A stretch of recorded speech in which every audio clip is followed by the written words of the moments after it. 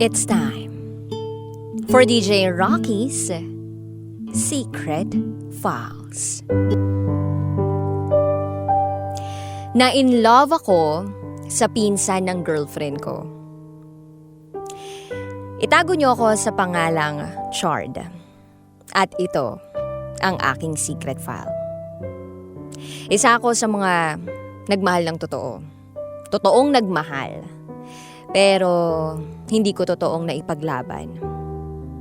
Noong teenager ako, ang dream girl ko ay isang simpleng babae.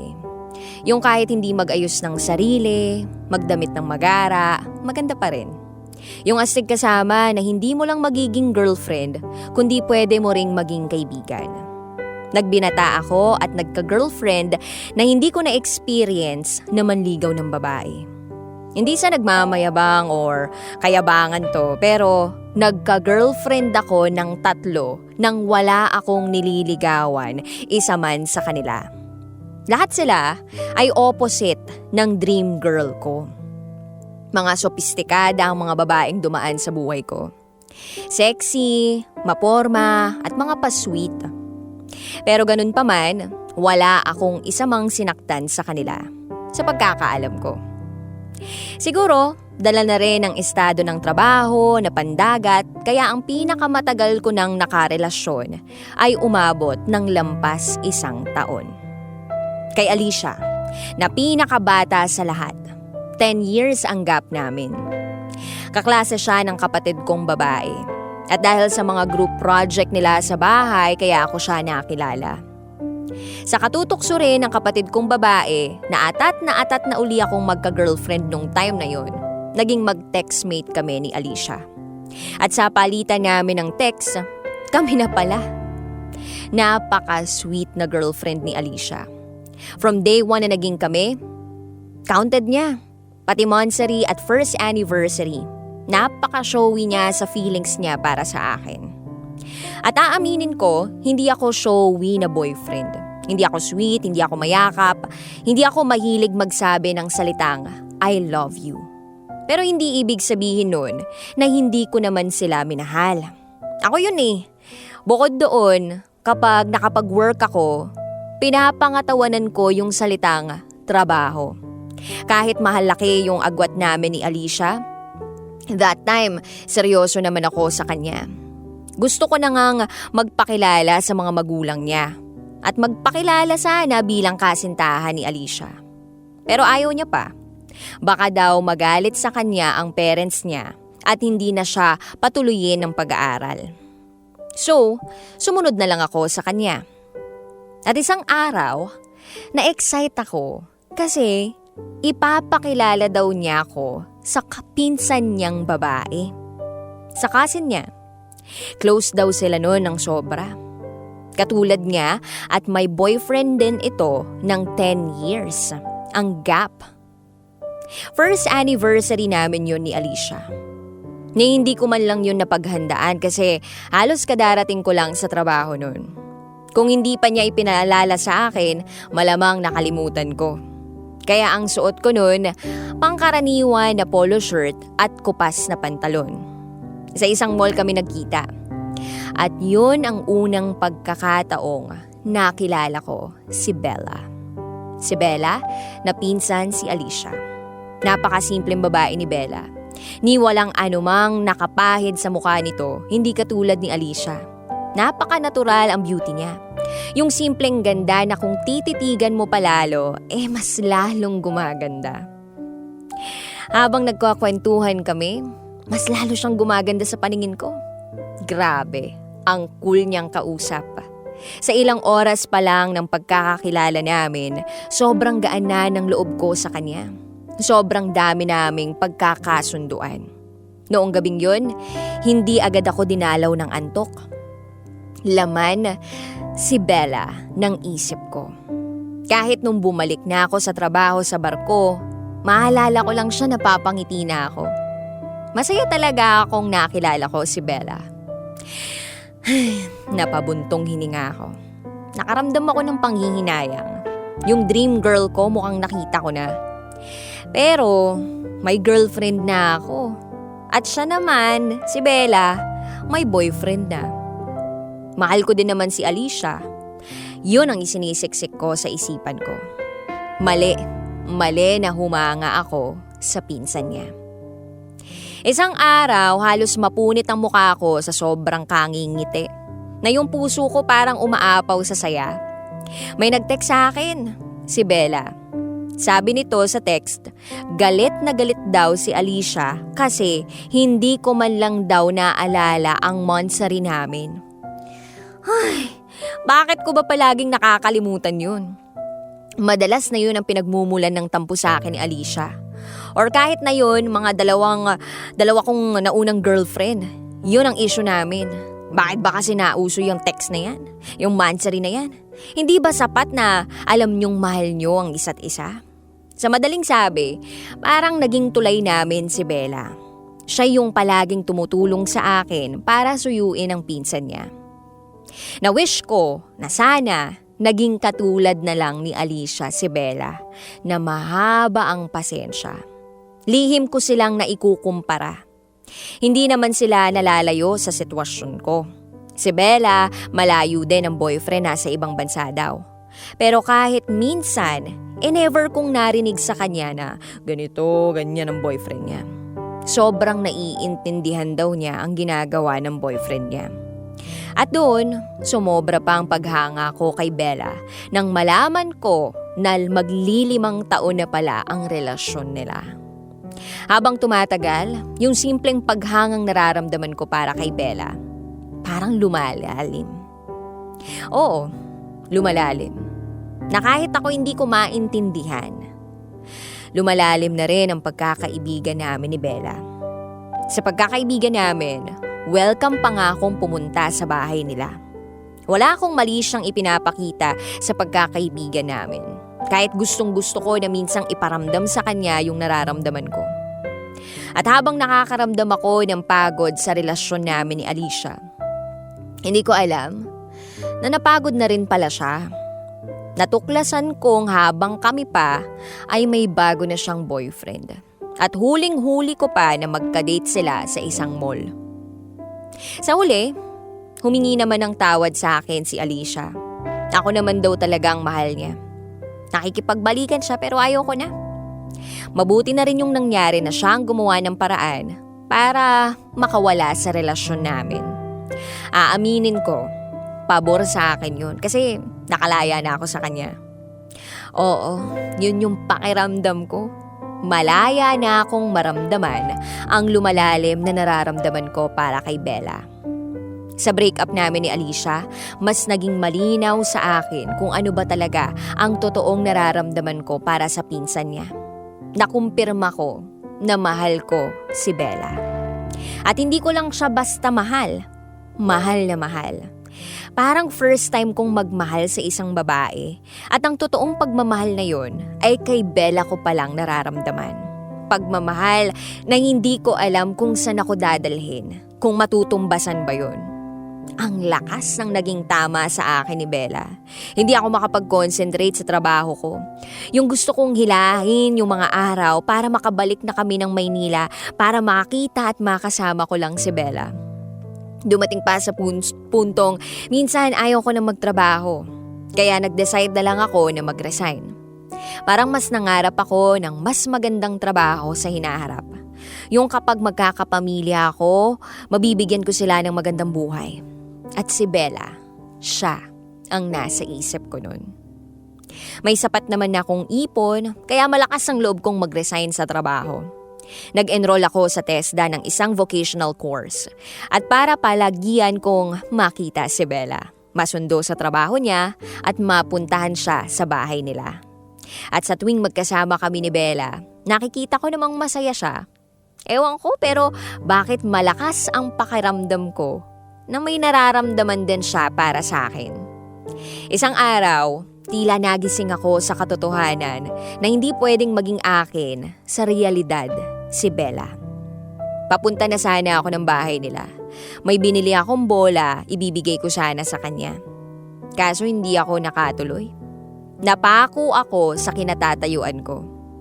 Nakita ko na may isang gwapong lalaki na naunang lumabas ng bahay nila. Kasunod na lumabas ng bahay, ang isang napakagandang babae. Isang sopistikadang babae. Nakalitaw ang kurba ng katawan nito sa sexy dress na suot nito. Kumurap ako, baka nagkamali lang ako. Si Bella, siya ang babaeng nakita ko. Lihim akong napamura sa sarili ko. Yung ang ganda-ganda na ni Bella, pero nang mabihisan at maayusan siya, may igaganda pa pala siya. First time kong makitang ganun ang ayos niya. Hindi ko na kailangang hulaan kung saan sila pupunta. Malamang magde-date sila. Hindi ko na rin kailangang hulaan kung sino yung lalaking yun. Malamang si Joseph yun. Napaatras ako at napatingin ako sa sarili ko. Anong laban ko sa boyfriend niya? Sa itsura, hindi naman nalalayo. Pero sa katayuan ng buhay, doon ako talo. Kahit yata kumayod ako ng 10 beses sa isang araw, hindi ko matutumbasan yung yaman ng boyfriend niya. Ano bang panama ako? Sa tagal ng pagkakakilala namin ni Bella, niwala sa kalahati ang pinagsamahan namin sa pinagsamahan nila. Wala akong nagawa kundi umuwi ng bahay. Hindi ko alam, sa banyo ako tumuloy. Pagsara ko ng pinto, sabay tulo ng mga luha ko. Lumuluha akong natatawa. Ano to? Para akong tanga. Para akong teenager na binasted. Umiiyak ako. Bakit ganun? Ngayon palang nasasaktan na ako. Ang sakit-sakit pala. Ang sakit-sakit magmahal. Nang mahal na ng iba. Ang sobrang nagpasakit pa ng puso ko nang pagbukas ko ng Facebook ko, nakita ko sa timeline ni Bella na engaged na siya. Ang sakit. Hindi ko alam kung gaano kasakit, basta ang sakit. Kasabay ng celebration nila ang pagpro-propose ng boyfriend niya. So sweet, no? Hindi ako marunong uminom, pero nagpakalasing ako ng gabing yon. Baka sakaling mabawasan yung sakit na nararamdaman ko. Pero pagising ko kinabukasan, walang nagbago sa nararamdaman ko. Mahal ko pa rin si Bella. Inilulugar ko kung saan ako dapat. Kahit may pagkakataong gusto ko siyang i-text o tawagan o puntahan sa bahay nila, tinitiis ko yung sarili ko. Pero naisip ko na hindi ko pa man lang nasimulang ipaglaban yung nararamdaman ko, susuko na ba ako agad ng ganun-ganun na lang? First time kong ipag-shopping ang sarili ko. Bumili ako ng mga bagong damit, sapatos, nagpaderma pa ako. Para akong bata, 'di ba? Kahit man lang sa itsura at pormahan, may panama ako. Pero pagtingin ko sa salamin, nabihisan lang ako. Mas pumogi lang ako. Pero ako pa rin to. Isang simpleng Richard na kaibigan ni Bella nang hindi papantay sa pogi at mayaman niyang boyfriend. Pero kahit nangihina ang loob ko, naglakas loob pa rin akong pumunta sa bahay nila. Basta, hindi ko kayang sarilinin itong nararamdaman ko. Bahala na si Batman. Mas mabuti nang aminin ko ang laman ng puso ko kesa sa hindi. Pagdating ko sa bahay nila, mukhang wrong timing. Kasi bihis na naman si Bella. Sobrang ganda na naman niya.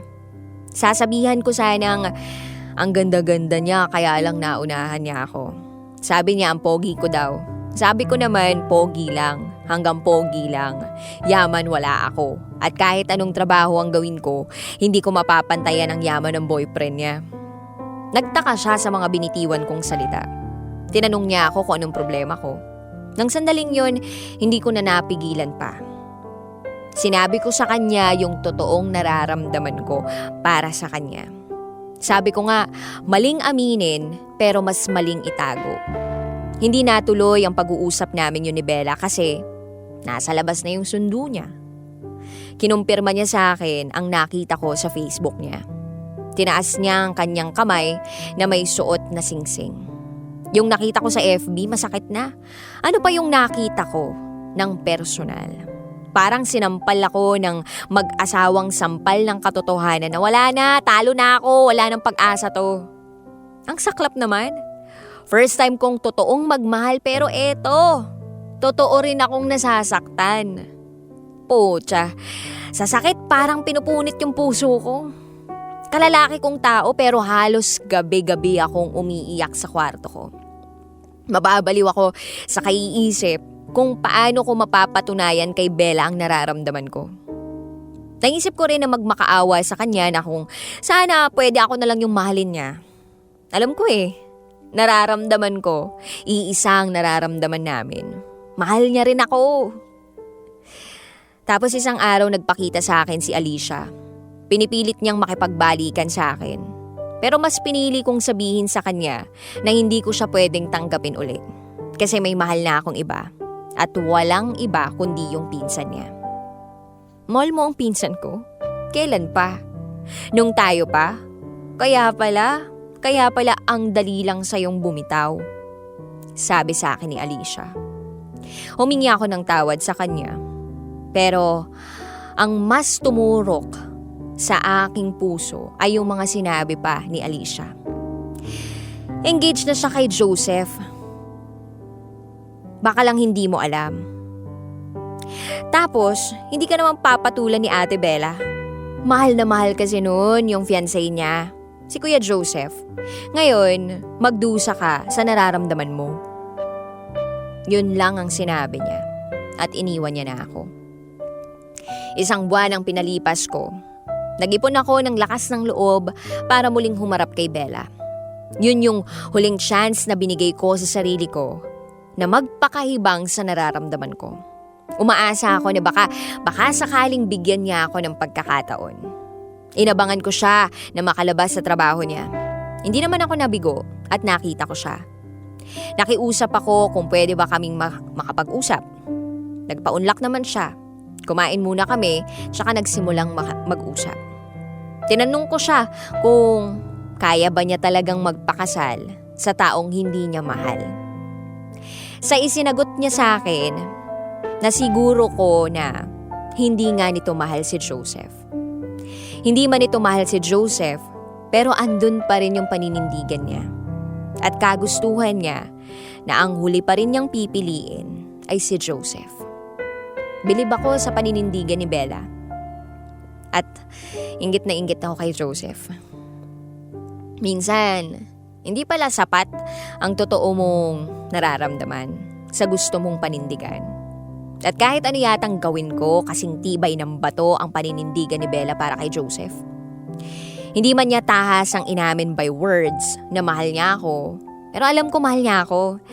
Sobrang lambot lang ng pagmamahal niya para sa akin. Na hindi niya man lang mapanindigan. Sabi pa niya, hindi lang siya ang babaeng makikilala ko. Makakahanap din daw ako ng iba. Ng isang babaeng kaya akong panindigan at ipaglaban. At hindi daw siya yun. Kaya para saan pa ang ipaglalaban ko? Lalaban pa ba ako hanggang sa huli kahit alam ko na never naman akong mananalo? At kapag ipinagpatuloy ko ang pakikipaglaban, baka tuluyang mawala sa akin si Bella. Kaya nakiusap ako sa kanya na kung hindi talaga kami pwedeng maging mag-lover, sana magpatuloy at walang magbago sa friendship namin. Kahit yun man lang wag niyang isuko. At hindi naman niya ipinagkait sa akin ang kahilingan ko na maging magkaibigan kami. Oo, tama ang sinabi niyang naibalik namin yung dati. Yung parang wala akong inamin sa kanya. Balik normal lahat. Sa part niya, hindi ko alam kung paano naging madali. Pero sa akin, sobrang hirap. Ang sakit sa parte ko. Kasama ko nga yung babaeng mahal ko, pero para siyang hangin. Nararamdaman ko lang, hindi ko siya pwedeng makita bilang babaeng pwede kong mahalin. Hindi ko siya mahawakan man lang at lalong higit sa lahat, hindi ko man lang siya mayakap. Kahit abot kamay ko na siya. Torture, 'di ba? Torture na kung torture, pero sadyang ganun yata. Kung sana tayo nasasaktan, doon tayo totoong masaya, 'di ba? Minsan gusto ko nang i-give up yung pagmamahal ko kay Bella para mabawasan yung sakit dito sa puso ko. Pero mas masakit kapag tinapos ko itong nararamdaman ko. Isang araw, bago yung flight ko, naglakas loob ako na humingi ng isang malaking pabor kay Bella. Hindi ko alam kung saan ako umuhugot ng lakas ng loob para ayain siya na sumama sa akin kahit isang araw lang. Gusto ko siyang makasama kahit isang araw lang. Gusto ko kasing sa pag-alis ko, may mabaon akong masayang alaala na kasama siya. Alam ko rin na sa pag-alis ko, baka yun na yung huli na pwede ko siyang makasama ng malaya. Ang kaba sa dibdib ko na baka hindi pumayag si Bella. Napalitan nang bigla siyang pumayag. Kinabukasan, sinundo niya ako. Baligtad. Ako dapat yung susundo sa kanya para sa lakad namin pero siya ang sumundo sa akin. Pagsakay ko sa kotse niya, napalingon ako sa likuran. May nakita ako doon na isang traveling bag na hindi ko alam kung anong laman.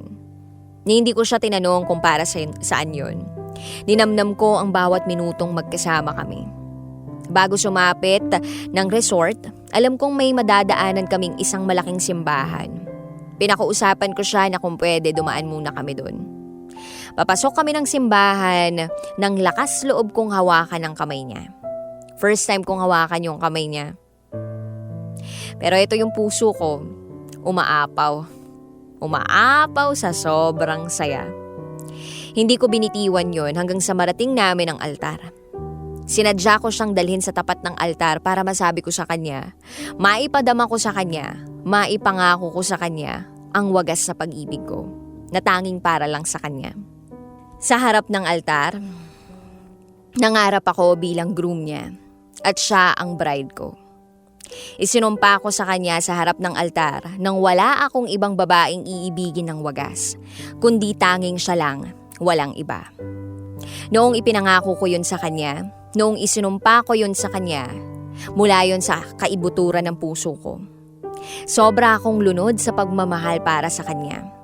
Kaya nakita ko na ang sarili ko na siya lang ang babaeng gugustuhin kong iharap sa altar. Wala akong anumang narinig na kahit na anong salita mula sa mga labi niya. Na-wish ko na sana kahit sa sandaling yun, aminin naman niya na mahal din niya ako. Na sana kahit isang segundo, magpakatotoo siya sa nararamdaman niya. Pero sa huli, tanging yakap lang ang naisagot niya sa pagmamahal ko. Yakap na napakahigpit at napakainit. Yakap na never kong nakalimutan. Sobrang laki ng respeto at pagmamahal ko para kay Bella. Pagkakataon ko na sana yon para samantalahin ang pagkakataon. Pero hindi ko sinamantala.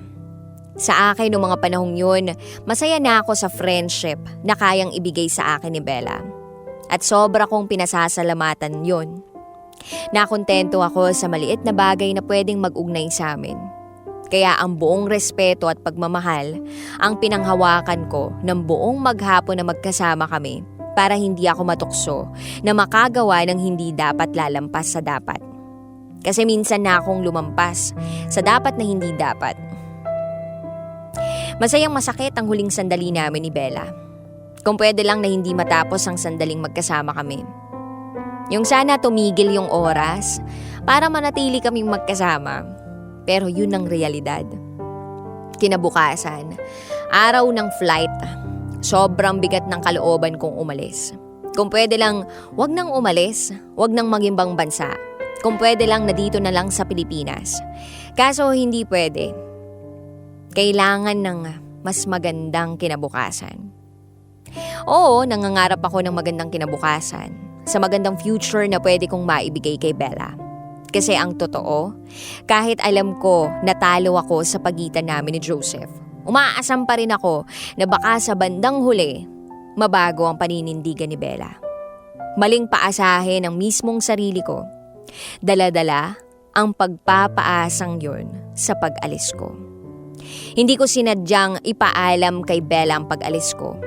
Kaya ilang minuto bago ang flight ko, tsaka ako tumawag sa kanya. Doon lang ako nagpaalam. Nag-expect ako na pipigilan niya ako. Kaso hindi nangyari yun. Isang mabigat na salitang, "Bye, mag-ingat ka dyan." Yun lang ang narinig ko mula sa kanya. Habang papalipad ang sinasakyan kong eroplano, kasabay nun ang pagpatak ng mga luha ko. Mga luhang hindi ko alam kung paano mauubos. Sana habang lumuluha ako, Wish ko na mabawasan kahit konti yung sakit na nararamdaman ko. Yung kalungkutang nararamdaman ko. Totoo palang sobrang lungkot sa ibang bansa. Ang hirap paglabanan nung kalungkutan. Pero sa tulong ng communication namin ni Bella, nagawa kong paglabanan ng lungkot. Totoong maraming tukso sa barko. Pero alam kong hindi ako patutokso. Pinatatag ako ng sobrang pagmamahal ko kay Bella. Kahit never kong natumbasan or nasuklian, never natumbasan o nasuklian ni Bella yung pagmamahal na yun. Basta alam kong masaya na ako na mahal ko siya. Minsan nakigamit ako ng laptop sa katrabaho ko para makilogin ng Facebook. Mag 2 weeks na rin kaming walang communication kasi naisama ko sa washing machine ng cellphone ko nang minsan akong maglaba.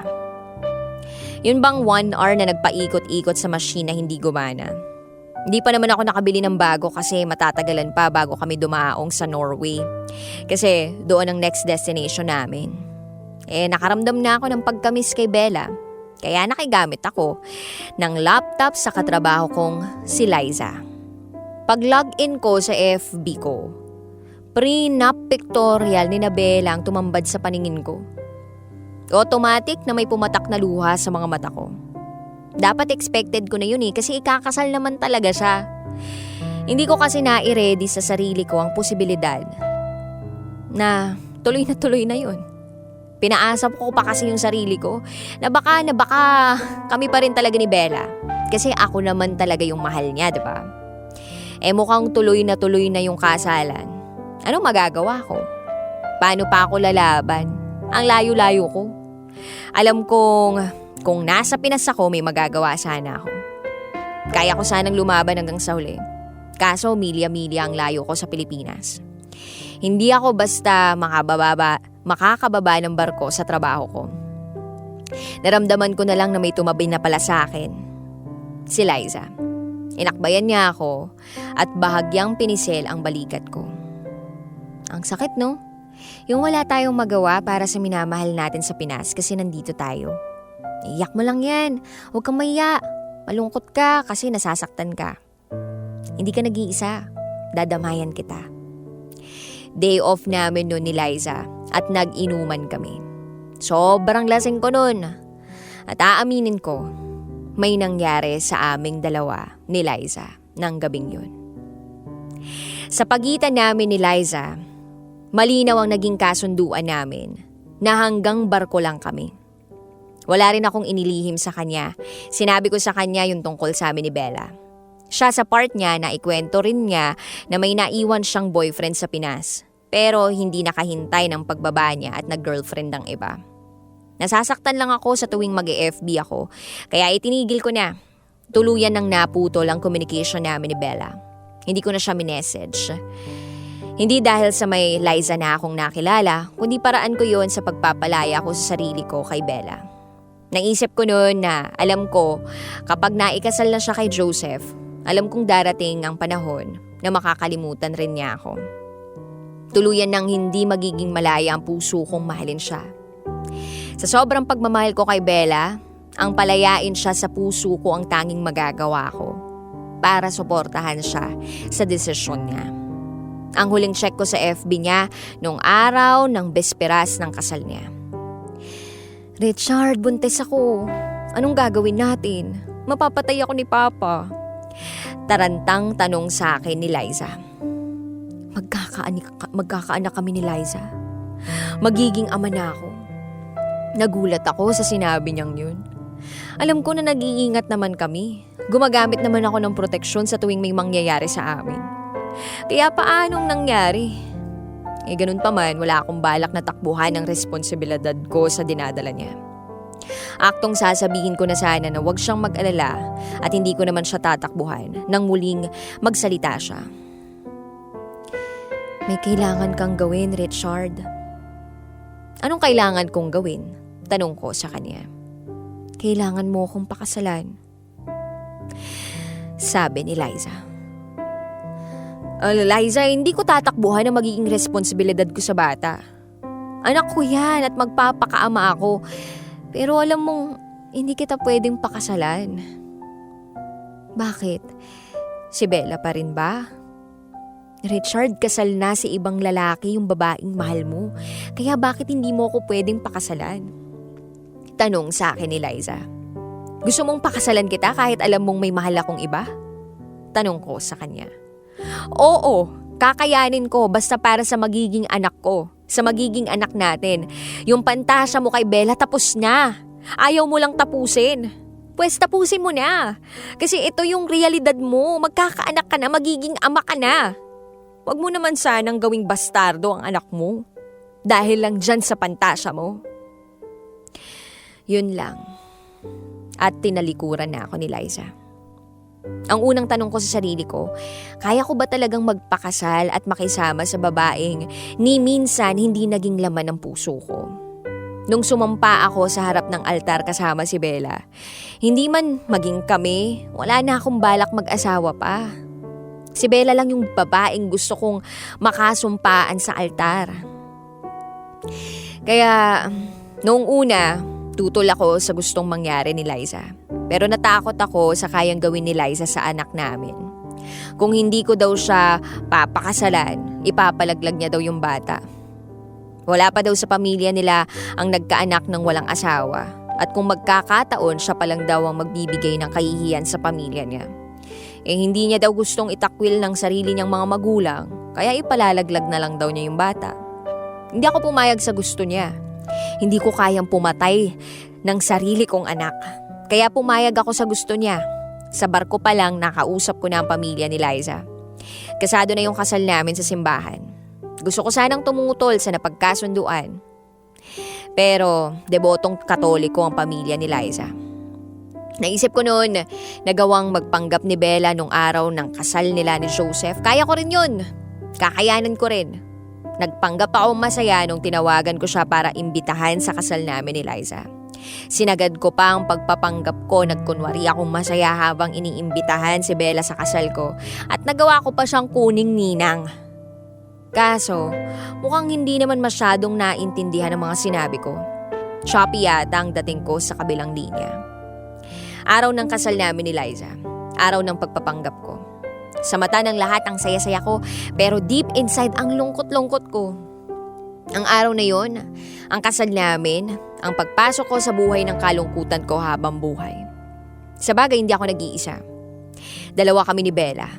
Yung ngiti sa mga labi ko, kasiyahang nakikita ng mga tao sa akin. Hindi yun para kay Liza. Noong araw ng kasal namin, si Bella ang nasa isip ko. At hindi siya mawawala sa puso ko. Sa simula pa lang, alam na ni Liza kung sino talaga ang mahal ko. Wala akong anumang hinaing na narinig mula sa kanya. 5 buwan na ang tiyan niya nung pasakay na sana ako ulit ng barko. Kaso hindi ako natuloy. Nabangga ang sinasakyan niyang tricycle at nakunan siya. Namatay ang anak namin na hindi pa isinisilang. Alam kong masakit yung nangyari, pero alam kong mas masakit yun kay Liza. Pagkalabing ng anak namin, pagdating namin ng bahay, kinausap niya ako. Malaya ka na, Richard. Pinalalaya na kita. Wala nang dahilan para magsama pa tayo bilang mag-asawa. Maghiwalay na tayo. Wala ka nang dahilan para magstay sa akin. Ngayong wala na yung anak natin, pwede mo na akong iwan.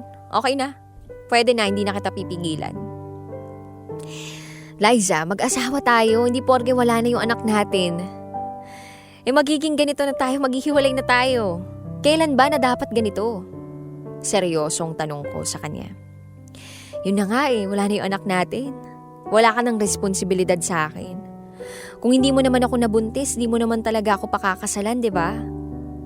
Pumayag ka na, pinadadali ko ng sitwasyon mo. Para saan pa kung magsasama tayo? Alam naman nating dalawa na ni minsan hindi mo ako nagawang mahalin. Pinalalaya na kita hanggang kaya ko pang pakawalan ka. Ganun kasi kita kamahal. Puntahan mo na si Bella. Baka hindi pa huli sa inyo ang lahat. Sa huling pagkakaalam ko, hindi natuloy ang kasal niya. Sabi sa akin ni Liza. Ha? Ano bang sinasabi mo? Naguguluhang tanong ko. Nasa barko pa lang daw kami noon ay alam niyang hindi natuloy ang kasal ni Bella. At hindi niya sinabi sa akin yun. Itinago niya sa akin ang katotohanan kasi mahal na daw niya ako noon. Kaya siya naging makasarili at sinadya niyang magpabuntis. Para hindi na ako makawala pa sa kanya. Ang una kong ginawa nang malaman kung hindi natuloy ang pagpapakasal ni Bella, pumunta ako sa bahay nila. Pero iba na yung nakatira sa bahay. Bago na ang nangungupahan doon. Hindi ko na alam kung saan sila lumipat. Sunod kong pinantuhan si Alicia sa school. Nagkausap kami at dun ko nalaman ang totoo. Hindi nga daw sumipot si Joseph sa kasal nila. Bakit daw huli ko nang nalaman? Umaten pa nga daw si Bella sa kasal namin ni Liza. At huli na raw ako kasi nasa States na daw si Bella. Sumama na kay Joseph. Richard, para ano pa sa'yo ang katotohanan ng hindi natuloy ang kasal ni Ate Bella? Kasal ka na. May mababago ba? Anong balak mo? Anong balak mo sa pinsan ko kung sakali gawing kabit? Mahal mo pero hindi mo siya pinaglaban. Hindi mo siya pinanindigan. Minahal mo lang siya sa salita, hindi sa gawa. Kasi kung totoo yung sinasabi mong mahal na mahal mo si Ate Bella, pinaglaban mo sana siya. Kaso paano nga ba? Mukhang huli ka na. At wala ka ng karapatang gawin yun. Ang sakit-sakit marinig yun mula kay Alicia. Noong mga sandaling yun, parang walang direksyon ang buhay ko. Hindi ko alam kung saan ako pupunta. Parang nawalan ako ng saysay na mabuhay. Narealize ko ang laki kong gago. Sabi ko nun kay Bella, duwag siya. Pero ang totoo, ako pala ang malaking duwag sa aming dalawa. Ano nga bang nagawa ko para patunayan sa kanya yung sinasabi kong pagmamahal? Wala akong ginawa. Kung sana naging tibay niya ako sa paninindigang hindi natibag ng panindigan niya si Joseph, sana naging ganun din yung paninindigan ko na siya yung gusto kong makasama. Sana hindi ako nakontento sa kung ano yung mga sinasabi niya sa akin. Sana ang ginagawa ko noon ay yung kaya kong maigaran siya sa kanya na mas higit na kaya kong makapagbigay ng sobra sa kanya. Kaso naging marupok ako. Naging mahina ako. Nagpadala ako sa lungkot sa malayong lugar. Sana hindi ko siya sinukuan. Noong hindi sinasadyang napakinggan ko at pagsasalaysay ni Bella sa kwento niya, yung sinabi niya na kung totoo ko ba siyang minahal, totoo kong minahal si Bella at never kong pinagluroan yung feelings niya. Ang malaking pagkukulang ko lang ay hindi ko nagawang maipaglaban at manindigan sa nararamdaman ko. Hindi ako naniniwalang baka sadyang ito ang kapalaran ko. Kapalaran natin. Na hindi talaga kami magkakatuluyan. Naniniwala akong tao ang gumagawa ng kanyang kapalaran. At ako ang gumawa ng kapalaran nating dalawa na hindi magkatuluyan. Punong-puno ako ng panghihinayang, pagsisisi hanggang ngayon. Hanggang ngayon, hindi ko pa rin mapatawad ang sarili ko. At hanggang ngayon, maliman na mahalin ka pa. Pero ito na lang yung bumubuhay sa akin. Hindi man kita napanindigan at naipaglaban. Tutuparin ko pa rin sa iyo yung ipinangako ko sa iyo sa altar. Na hanggang sa kahuli-hulihan ng aking hininga, wala akong ibang iibigin ng tapat at wagas kundi ikaw lang. Wala akong balak na mag-move on at wala akong balak na kalimutan ka. Kasi sa ginagawa kong ito, dito ako totoong masaya. Ang mahalin ka sa malayo. Sa kabila ng sakit na nararamdaman ko, masaya akong malaman na masaya ka na sa piling ni Joseph. Bella, you deserve to be happy. Hanggang dito na lang. Muli, ako si Chard. At ito ang aking secret file. Always your number one SM radio station. Love Radio. Hello, kabisyo! Uy, gusto mo pa ba ng mas marami pang Secret File episodes? Ang gagawin mo lang, mag-subscribe ka na sa aming YouTube channel. It's Love Radio Manila. At pindutin mo na or i-click mo na ang notification bell para updated ka na sa aming mga latest video. Rakitera po mula sa 90.7 Love Radio. Mwah!